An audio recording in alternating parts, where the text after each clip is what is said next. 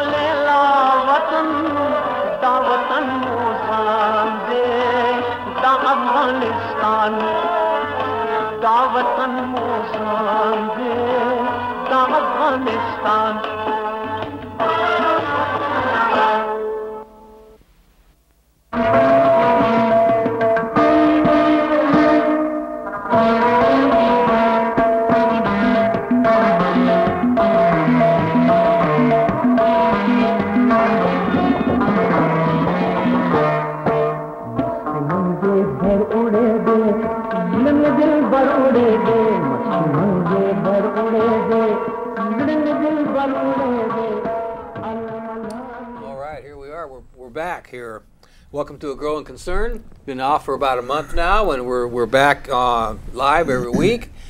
And we're starting off the new season here, almost a new season. We were here on the 4th of January, but we're going to start off with Zaher Wahab, professor at the Lewis and Clark College, Emeritus, was it? Yes, Professor Emeritus, yeah. Which means retired, you told me, right? Kind of retired, kind yes, of retired? yes. Well, Zaher has been.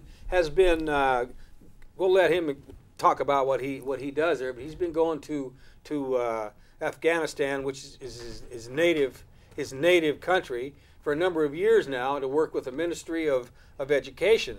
So you might just kind of, before we get into discussing what's going on in Afghanistan, talk about your your connection to the country and how many years you've been going back and forth and what you've been doing. Well, first I'd like to thank you, Jim, for having me and having this opportunity to discuss you're welcome. this It's an honor to have you here. awful, tragic situation that is, say, Operation Enduring Freedom, as Washington would call it.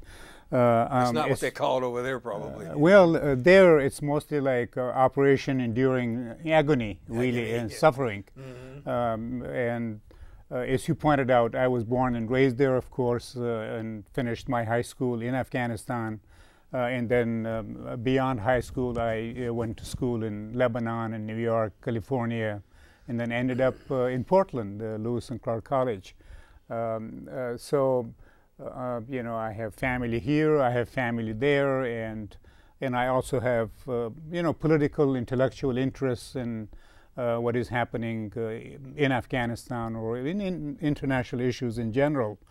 So I have always sort of gone back in one way or another to visit or just to see what's happening. But for the last 11 years, as you pointed out, 11 years, we have been talking, you and I have been talking about this for 11 years now, into our 12th year. And you've been doing presentations all around town as well. Yes, yes. But for the last 11 years, I have spent at least one semester in Afghanistan for the first 5 or 6 years as senior advisor to the Ministry of Higher Education, serving as the handyman for the ministry, doing whatever it was to be done, from strategic planning to writing the minister's emails and speeches.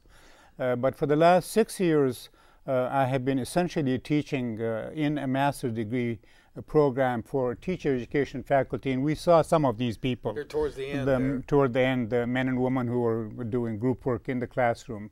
This program, which is important to point out because amongst the professors in Afghanistan, only 6% of the professoriates, there are 3,500, 4,000 professors teaching at the public universities. There are 22 public universities.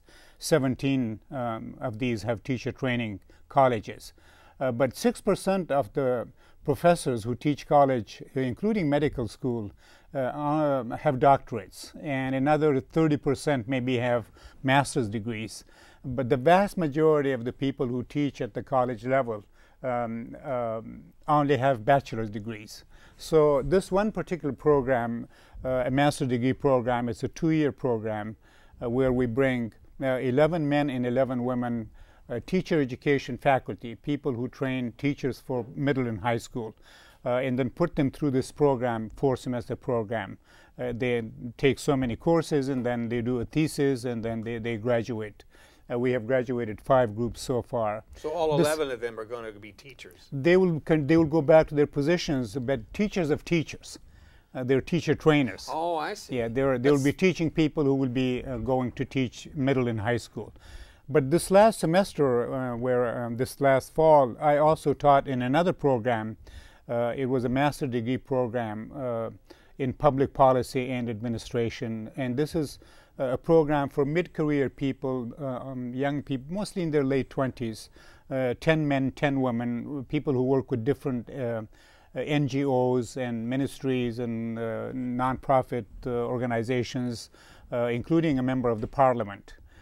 So I taught one class in one of the master's programs, which was held at Kabul Education University, and the other class in public policy at Kabul University. We should point out that both of these programs are funded by the USAID and implemented by the University of Massachusetts. So for the last 5 years, I have been designing courses, selecting material, working with the other faculty. I'm also mentoring people who teach in these 2 programs, because they may have a doctorate degree, but their teaching style is not very up to date. But beyond that, I try to learn some things about the war, about the country's economy, about the military situation, about what the people think, what is being done to the country. What's going on out away from the cities. Right, yes. Is really an important part of that. Yes. Since you were educated there, I'm kind of interested and curious about how you would compare the state of education now compared to when you were You went to school there. Well, you know, you hear a lot about how, you know, during the Taliban, there were maybe at best 700,000 or less than 1 million students in the school system, and now the talk is that there are maybe 8 million children going to school, first grade through 12th grade, and there are about 100,000 students attending universities, both public and private universities. There's sort of so in terms of numbers, there are more students. So the quantity yes, quantity, but the quality has declined definitely. I mean, we all talk about, no matter who you talk to, whether you're talking to common people or older people, middle-aged people, people who are now working in the education system, everyone would tell you that the quality has declined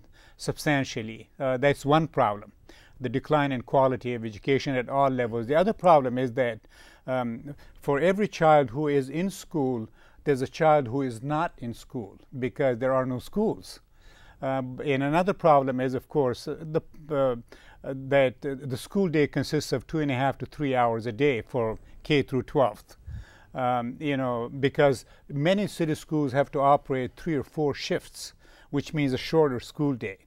So, you know, education has quantitatively, it has been expanded, but in terms of quality, it has suffered considerably. You know, and people are trying to, but at the same time, the international community, including the United States, which of course has spent close to $1 trillion on war and destruction and killing and mayhem, has spent just a few $100 million on building the education system.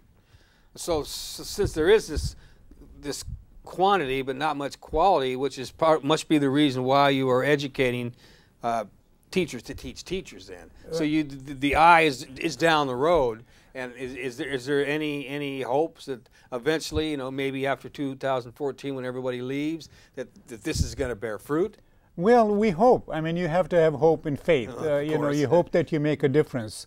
But it's a drop in the bucket. I mean, this is one small program. I think you really have to sort of visit Afghanistan to see the extent of destruction in the sort of underdevelopment. We should remind our viewers that Afghanistan has always ranked toward the very bottom, whether it was literacy, whether it is lifespan, whether it's food, housing, health and sanitation, you know, per capita income. I mean, this is a country that was very, very poor and at the very bottom to begin with. Mostly and now it has been at war of one kind or another for the last almost 40 years. You know, the troubles began in sort of in 1973, in fact, and there has been nonstop war. I worked with all of these people that I taught or was working with. These people have never known a normal life. I mean, all they've known is war, death and destruction and mayhem and violence. So, so it's a very serious problem. And so I think when the problems are so huge, where half the population is hungry right now, as we speak, more than half the population is hungry. And this is a country where I worked with people who live on $1 a day. You know, this is a country where my students who will have master's degrees will be paid maybe about $350 a month, and they have families. So what I'm trying to say is that because there has been a history of underdevelopment and neglect and corruption and, you know, malpractice in maldevelopment, there needs to be massive reconstruction programs, but there's very little reconstruction going on. Quoting what you were saying earlier, with trillions of dollars spent on war and a paltry, you know, maybe not even $1 billion or whatever spent on what you're talking about, how is that possible? How is that happening? I mean, it would just seem to me that the government has that much money. Why aren't they doing that? Is it deliberately keeping the people down? I think there are a lot of factors. Some of them are indigenous to Afghanistan, some of them, but I would say the pain and suffering and the death and destruction and violence have been sort of inflicted on Afghanistan from outside, essentially. It had to do with foreign intervention. the former Soviet Union, intervening and then occupying the country for 10 years at least. And they did considerable damage and killed, maybe 2 million Afghans. And then the U.S. Allied invasion in October 2001. Just 20 years this later. was massive. At one point, until about a year ago, there were troops from 50 different countries. There were even troops from El Salvador fighting in Afghanistan with the Americans. 50 countries, and the United States alone, even now, spends about $10 billion a month on the war. It costs you and me about $1.2 million to keep one American soldier in Afghanistan right now. For a year? For a year. At the same time, so it had to do with priorities. I think the idea after the 9/11 attack here on the U.S., which was a major historical crime, but the Afghans had nothing to do with that 9/11. But it emanated from the people who did it were at the time in Afghanistan, and so the United States, I think. Many people contend now that the United States, through the Project for the New American Century, the neocon, plan to sort of occupy and rearrange the Middle East entirely, that plan was in place before the 9/11 attack on the World Trade Center. And so the 9/11 provided a very convenient excuse for the United States ruling class and its so-called allies to attack with force. And at one point there were, 200,000 troops in NATO, American, and another 100,000 contractors, what I call a shadow army, and about 350,000 Afghan troops and police, ostensibly all of them fighting a bunch of Taliban. This doesn't make sense. But the point is that the priority was victory and military occupation, because many people would say that this was sort of a rehearsal. Afghanistan was a rehearsal for the subsequent invasion of Iraq, and then now maybe Iran. It would be a miracle if the United States and Israel did not do something. So it's all part of the same plan. And so the neocons may be gone, but the new project for the American century continues, and it's being implemented perhaps with more viciousness by the Obama administration. So reconstruction, building education, building hydroelectric dams, building the economy, bringing peace and stability, eradicating drugs, liberating women, these were not really a priority. These were simply sort of alibi and excuses that Washington used to actually continue the military conquest and agenda. And sadly, the military is now being chased out. This whole talk about withdrawal is half true and half lie for the American and world public. The war, in fact, is being lost at this point, and so Washington would withdraw its troops, but at the same time escalate the air war in terms of drones and air power and helicopter guns and so forth. So that's where we are. You led right to where I was going to go next, because we sold a bill of goods to the world, whether it was Powell or whoever. Secretary of State Rice sold a bill of goods to the world, and they were what you mentioned. We need to get the Taliban. We need to provide, more freedom and liberty for women. All these different reasons that we had, and for going in. But as soon as we went in, the money went to the military, not for establishing those freedoms. Right. So how are the Afghan people faring as far as getting the Taliban out and getting the drugs out? From what I understand, the drugs are even worse now. Well, yes. Just in the last week or so, there have been coverage. For example, today's New York Times has a little piece at the very bottom on page 6 or 7, where the UN just came out with a survey yesterday that last year in 2012, half of the Afghan adult population paid a bribe to a government official. More than half. On $1 a day?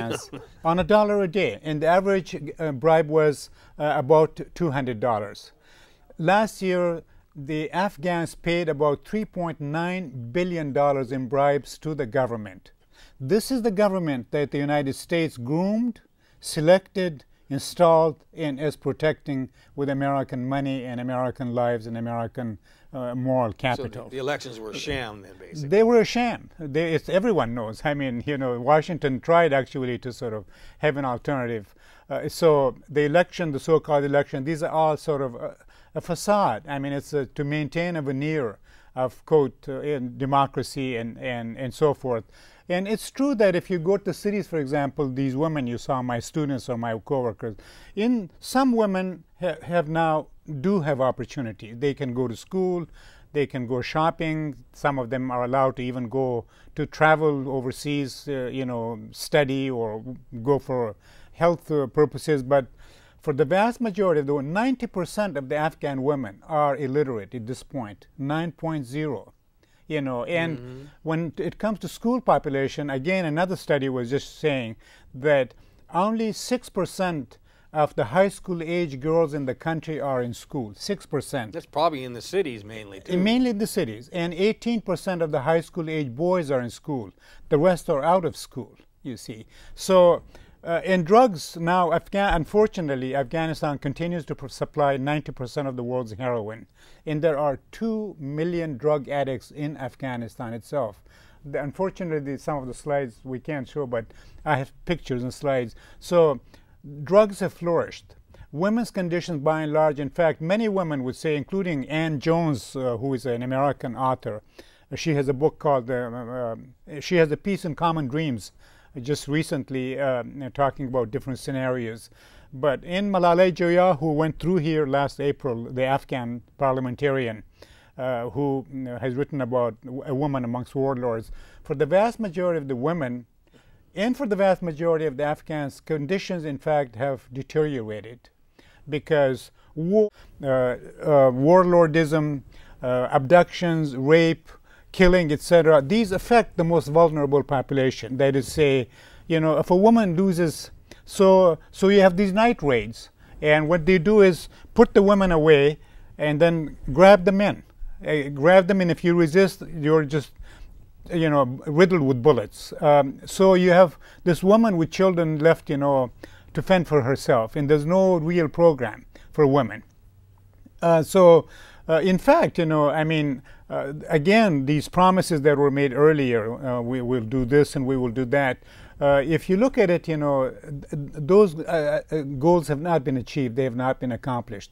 In fact, the opposite is true because there's more poverty. Again, things are expensive. There's more insecurity, and I was not allowed to step out of the compound alone without a bodyguard. No Westerner is safe. The State Department last week, in fact, our own State Department issued sort of a declaration saying all of Afghanistan is no-go. They say there's no safe place in Afghanistan. This is the State Department speaking. Yeah. Have some pictures. Yeah. Okay, yeah, some more pictures. Good. All right, yeah, good. Yeah. So this is, these are of course mostly in Kabul, and you can see the polarization in society, economic polarization. So this war, the war industry, have made some Afghans millionaires and billionaires. Mm-hmm. As they have done to here too, as well. And the same here. I mean, there are contracts. There's laundry to be done. You have to supply the troops with this and that. So, and if you look at the economy, for example, this last year, Afghanistan imported $6 billion worth of stuff and exported only $400 million.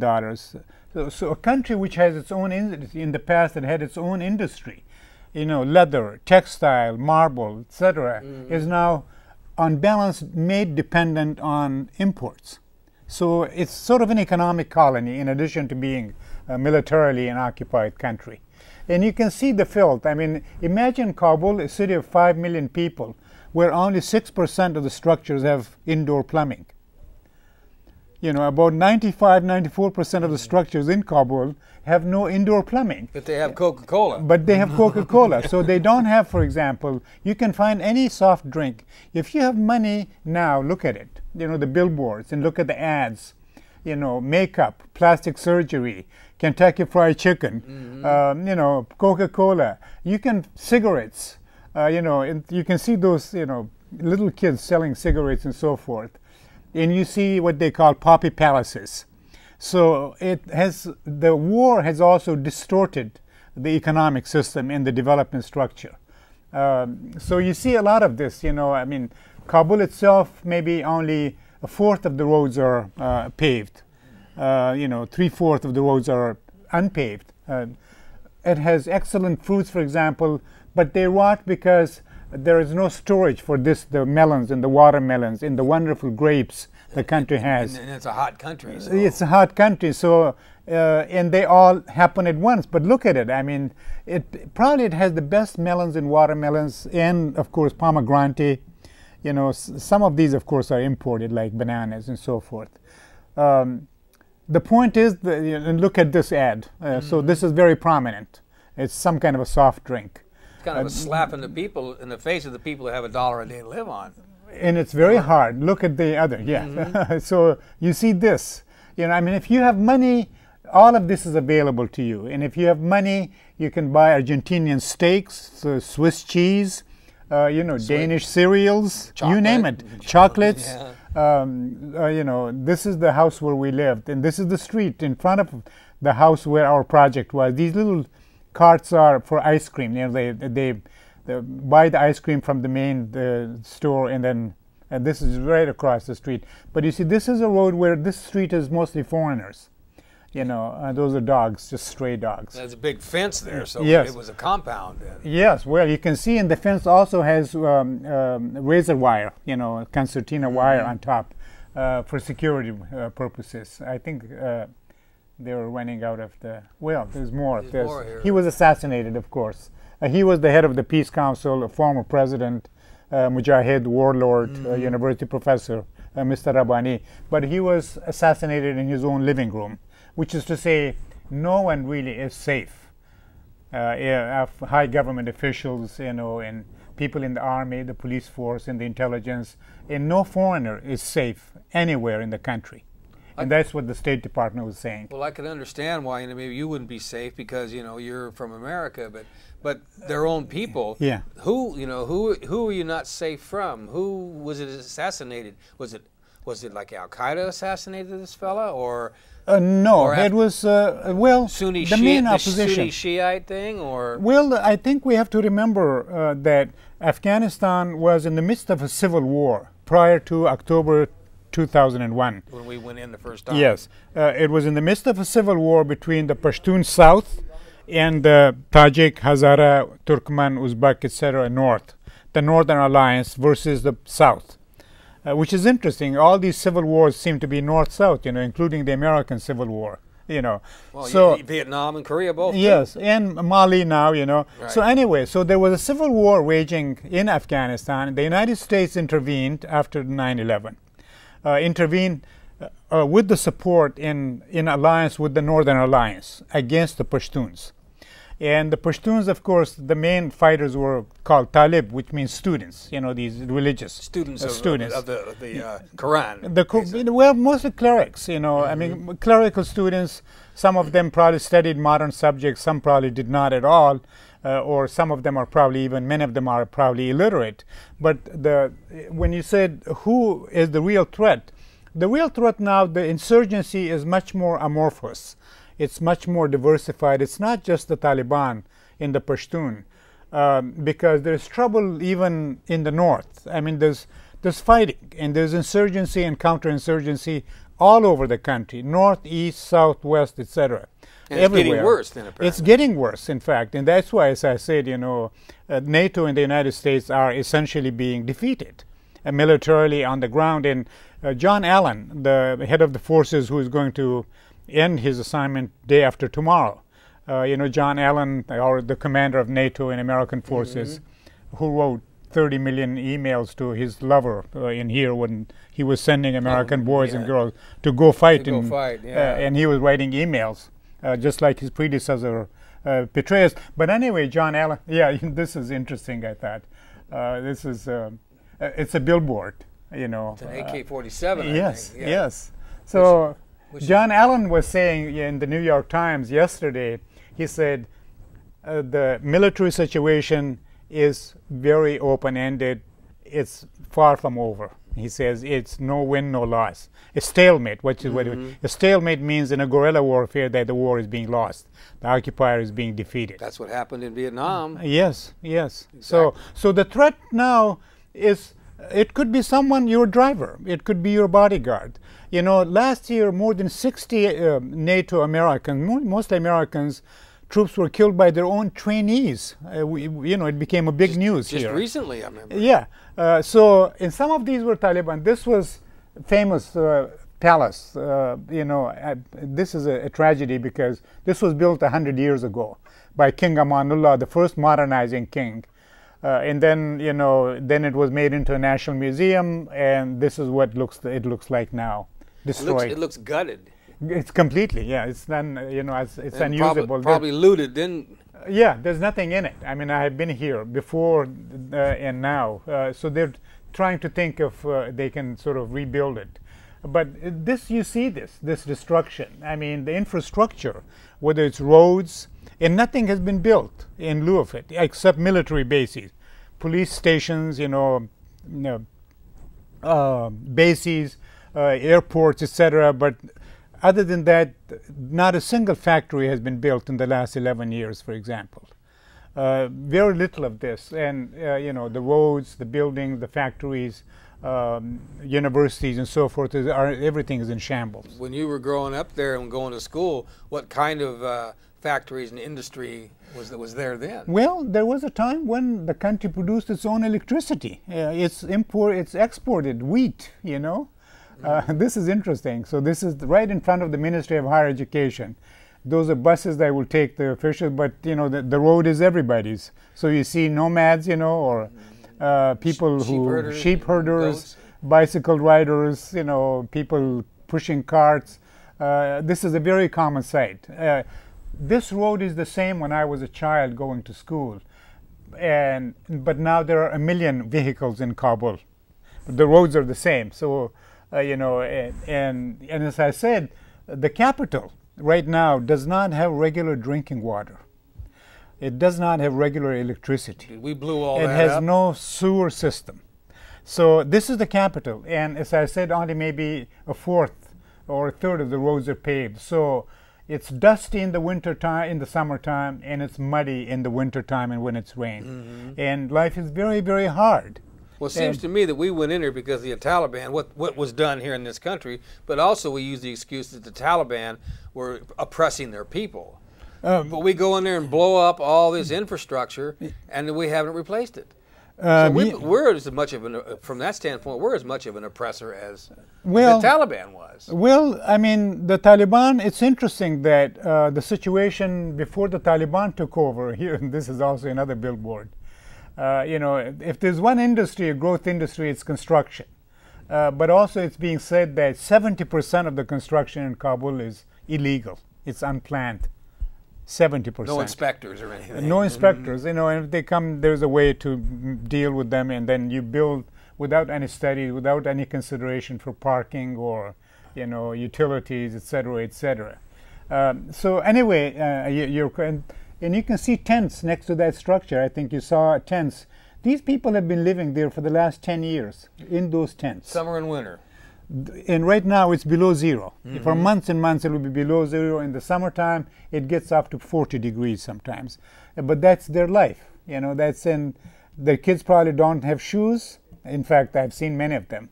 And they don't probably go to school. And it's doubtful that even once a month they have a square meal, any of these people who live there. But right next to it you can see that's money, that's drug money, it's weapons money, it's stolen money. You know, last year alone, about $4 billion left the airport in cash. And that's our money. Through drug money? It's drugs, and also it's money stolen from the foreign assistance.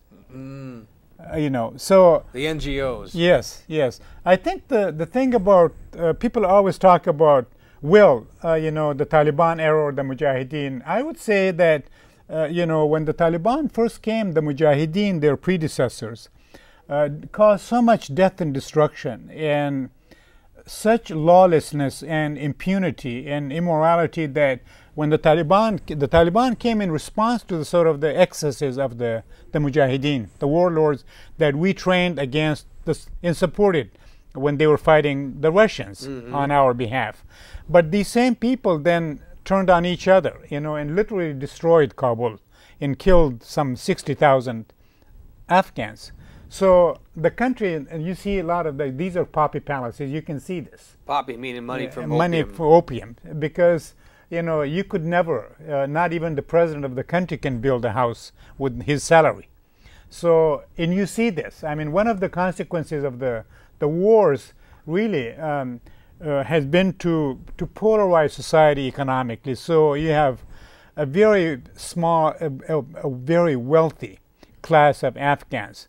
Some of them are Afghans in the diaspora who have returned in our country, Afghans who speak foreign languages and have access knew how to to manipulate government the war officials system. and have, you know, contacts with the military and so forth.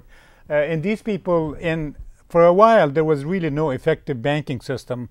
So what people did was to recycle money through building. You know, you see this. Massive buildings, very expensive buildings, and then they will turn around and rent that building, you know, to foreigners for $5,000, $10,000, $20,000. I mean, there are houses where you pay $1,000 a day for rent, and that's not clean money. No, you know, that's so. And you see some of it. This is some of this. This is the rooftop of the house where we lived in. You know, in our project, paid $6,000 for this house, which is a 3-story house. Anyway, the point is that, you know, the Taliban, when they initially came and swept, and they were put together by the United States, Saudi Arabia, and Pakistan, because at the time, and this was the Clinton era, the United States was also in a hurry to build the pipeline. You know, many people like Escobar and, you know, people like that have maintained that the issue is not Afghanistan, it's Pipelineistan. I mean, the issue really, yes, in that the United States is there to access the Caspians. You see the poppy palaces. This was a student, this was due to a demo, yeah, you see them, you know, incredible buildings. And this architecture is also completely alien to Afghanistan. This is Dubai. You're looking at sort of like, you might be looking at Dubai. More this of an Arab architecture, culture then. yes, but glamorous, gaudy, you know, marbles and, you know, it's so forth. This is a student. There was a demonstration for some reason, and he was hit with a Kalashnikov. So I said, I want to take a picture. That's here a Russian close-up. machine gun. Yes, yes, yes. So the people are protesting in the streets then. There are almost demonstrations, weekly demonstrations In the cities. Yeah, and throughout the country. I mean, this is Kabul Education University. It's the campus of Kabul Education University, but there's always some kind of a demonstration against either foreigners or the government for one reason or another. And women are demonstrating too, you know. So they may be demonstrating about innocent people being killed, you know, either through drone attacks. Last year alone, there were 450 drone attacks in Afghanistan that we know of. And these are not the regular bombers, you know, or helicopters, but just drones. And every night, they say, every night there are dozens, literally dozens of these night raids where the Americans and the Afghans are, though there's this agreement that was signed on last May between Washington and Kabul that henceforth the night raids will be conducted only by Afghans, and that there will be very few Afghan collateral damage and prisoners taken, but you know, Washington is not, the U.S. and NATO are not really honoring that agreement. So people are always angry about whether it's about salaries, police or teachers not being paid for months and months, and people don't have savings, or women because there's such brutality against women, for example, or, you know, against the Americans because either they urinated on dead corpses, you remember that? Yeah, sure. Or they burned the Quran, or they killed innocent people. But look at this. This is interesting. This is a kindergarten on Kabul Education University. That's the kitchen and the toilet. You know, and we don't have the money to separate the kitchen and the toilet from each other. This is right on the Kabul Education University campus. I thought this would be interesting.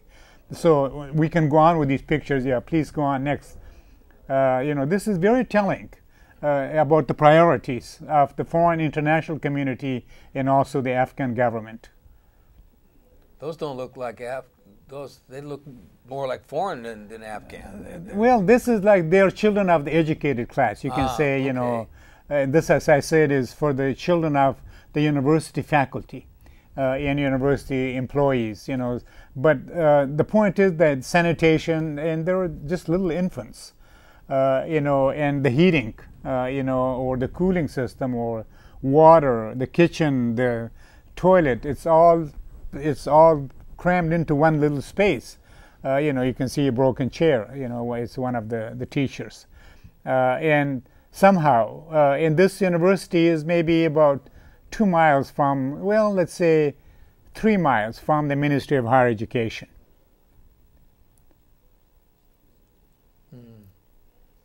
So Afghanistan still has the highest mortality rate in the world, you know, after all these years. You know, it has the highest maternal deaths in the world, for example. For child labor. Child labor, yes. And it has the highest number of suicide amongst women, especially self-immolation, and because the conditions are so hard. You know, and there are very few private kindergartens. There is no preschooling by the government. The government can't provide even regular schooling. You know, so this is sort of an exception.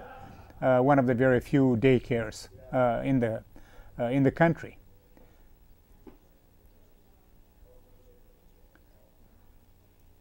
Mm-hmm. You know, one thing I was curious about. You see girls going to school, and this is how they dress. You know, the girls have to have a uniform. Boys don't have. They're not required to have any kind of a uniform. No standardized dress code or anything. No, but for girls, there is, you know, dark black dress and a white handkerchief. This is a street vendor, you know, selling stuff to the school children. And there's no control. I mean, there's no, so this was some kind of an encounter between the police. I think it was an explosion of a foreign vehicle that was carrying foreigners to the airport. But these are, you see that open sewer line? You see this on every 2 sides of these ditches because there's no sewer system, no real sewer system. So was there prior to our invasion? Yes, there was a time when Kabul had, in fact, 45 years ago, it had a sewer system, and now it doesn't. So the streets are like this. They're trying to rebuild these ditches, you know, but they're still open, and they get cluttered with stuff. People just throw garbage because there really is no real garbage collection. You saw the Kentucky Fried Chicken. There's also diseases, cholera, and KFC, things. Kentucky Fried Chicken, right there. You know, so that's why, you know, I mean, a study again by the American Medical Association came out just about 2 weeks ago.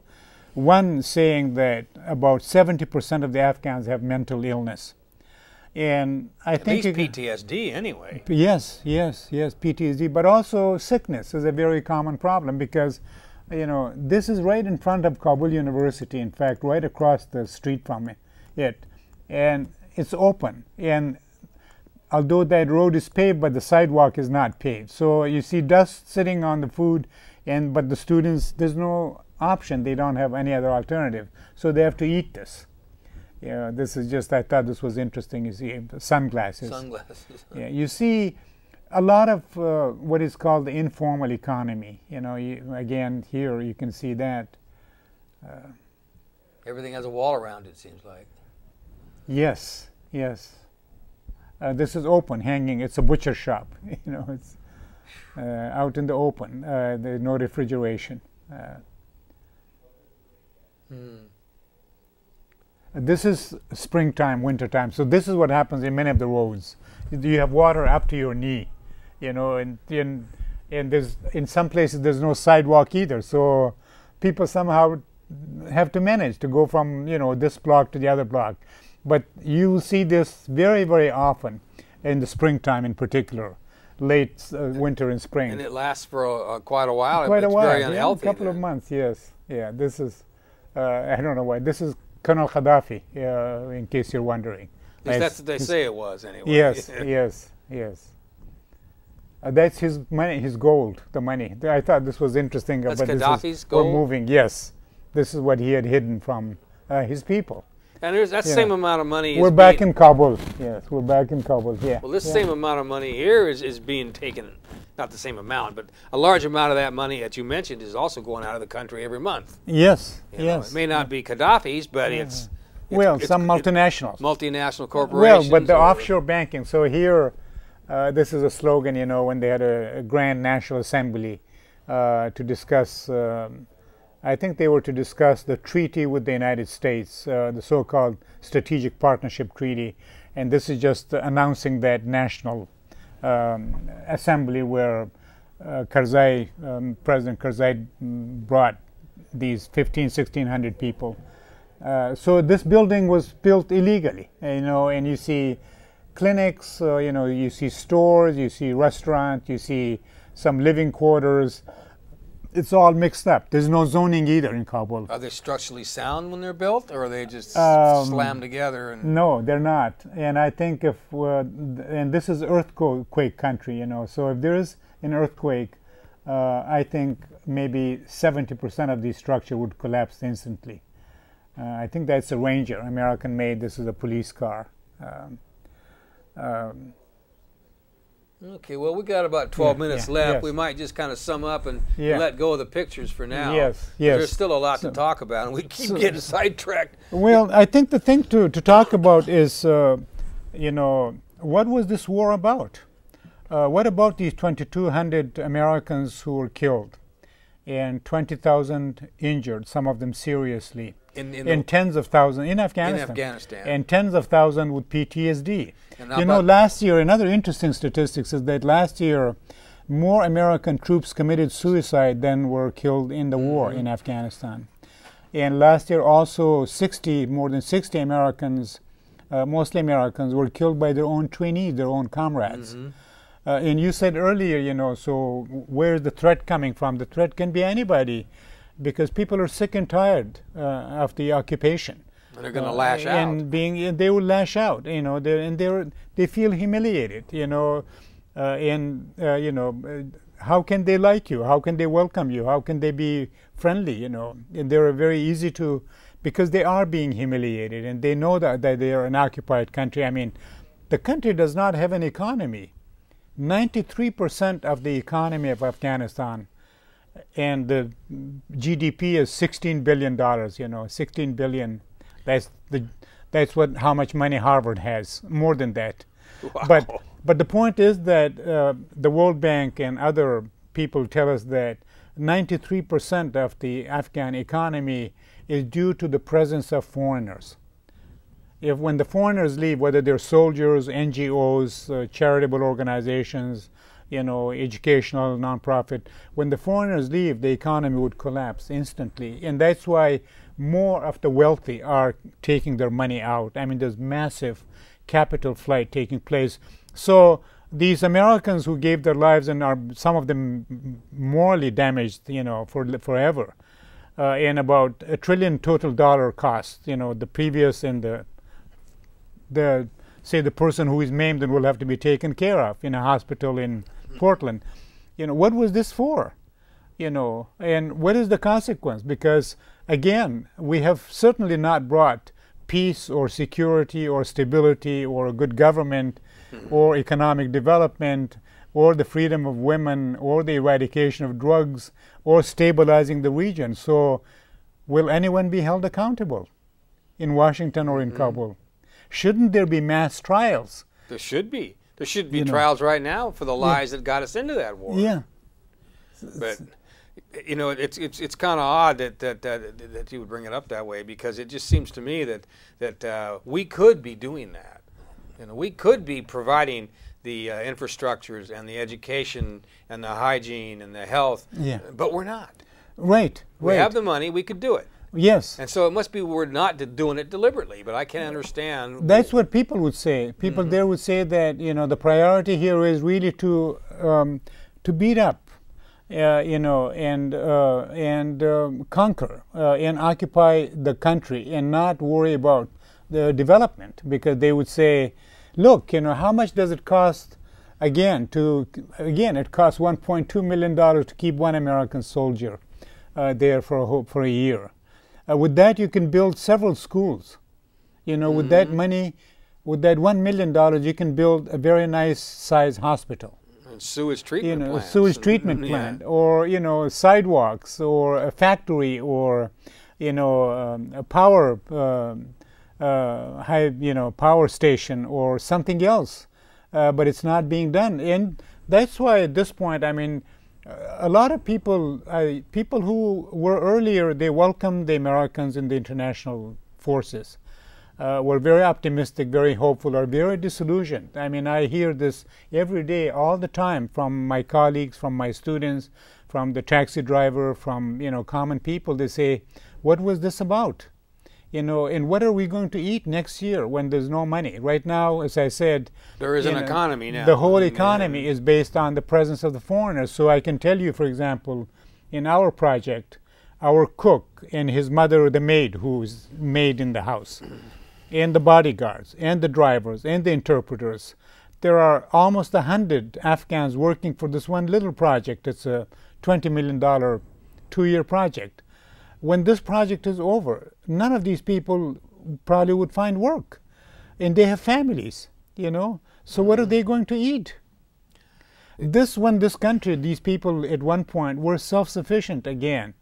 They made their own shoes, they made their own clothing, they provided their own food. Yeah. They grew their own food, There was relative peace, there was no lawlessness, the kind that we see now. People disappear in broad daylight, I mean, women get abducted in broad daylight or by force. If someone knows that you have money or access to money, either they will kidnap you or they will kidnap your son or your brother or your mother. And then you have to pay ransom. I mean, the country has been made unlivable in every way. And people say, what is this? I was thinking at first that, well, the military is at fault because they're not providing the infrastructure and all the different things that's going on. But then I got to thinking that, it's probably a lot of Afghani and maybe a lot of foreigners that are intervening in that process and deflecting that money and making it so that it goes in different places rather than there. And it also struck me that, the relationship between our government and the warlords is a good example of that. Those warlords are the ones that are responsible for the opium trade. Yes. So we are actually trading with the people that are keeping their own people down. Yes. Well, when aid comes, for example, last year the United States allocated about $1.7 billion to development. And that includes training some of the police and the intelligence people and so forth. But the way the aid works, it has been estimated that maybe 10 cents out of every dollar, whether it's from Japan or the United States or Britain or Canada or whatever, only maybe 10 cents actually ends up reaching the target population, whoever they were. Whether they were a women's group or a hospital or a school or whatever it was. 90% of the money does not enter. It stays in the donor country. This is the problem with aid, that the vast majority of the money ends up in one way or another in the donor country. It doesn't even make it out of the country then. No. Either through salaries, incredibly expensive salaries, And some of it goes to, say, anywhere from 15 to 20% of any project's budget would go to security. The security companies are all foreign. They're either American or British or South African. But the guards are Afghan, who are paid maybe $200 or $300. So the security company, let's say Blackwater, which is now named Akadim, it's called Akadim. Oh, okay. And it's interesting that it has moved its headquarters to Dubai, Did you know that? I remember that, yeah. Which is interesting. So they have, but because there are billions of dollars involved. So the money, first, it goes to the main contractor, whether it's Halliburton or Keller, Brown and Roots, or, whoever it might be.